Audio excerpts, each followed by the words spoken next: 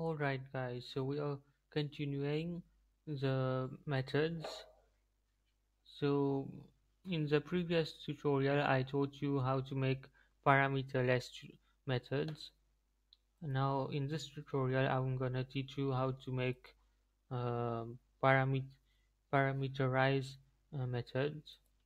Uh, in this tutorial and even in the previous tutorial it didn't make much sense why we are using methods, but I assure you once we cover the classes, which will be covered in another tutorial, method will make a lot of sense and we would understand how um, your program will be much more optimized by using less line of codes.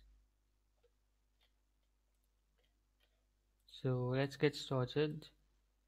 Right now I'm going to create a new method with parameters with parameters on it. Let's see, public void is a return type right now. It's not the data type like I said in the previous tutorial. It could be a data type, but normally we call it return type in methods.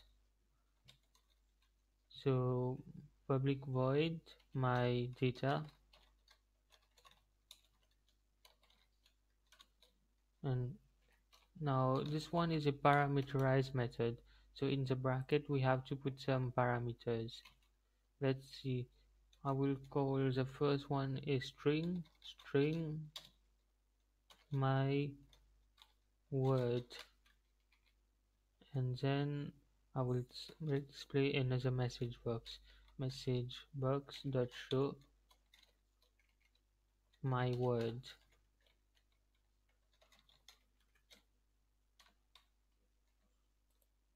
Alright, you notice that as we covered in our previous tutorial, we don't need to put the double inverted commas since we have already declared our variable as a string and our message box is looking for a string parameters.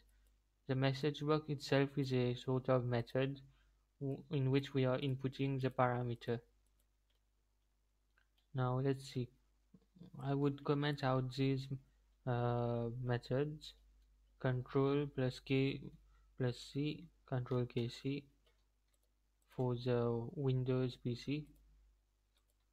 Comment here also control kc. Now I want to use a method called my data, so I write my data and then I put the bracket, and look, here we got an error just as expected, and this method is looking for a parameter. We have inputted this here, a string type parameter would be used in the message box, but here we have not inputted anything when calling the method.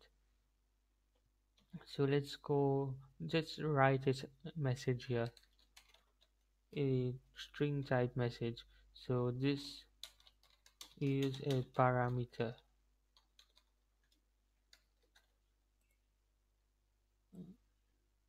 right? So we can run the method now, run the application.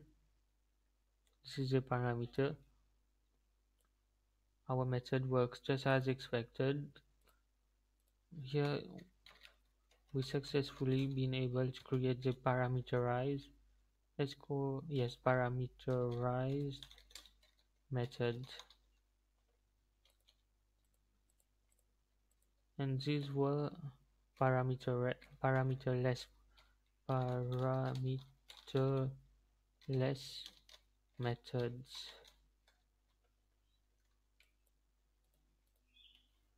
But that's what I call it, parameterized.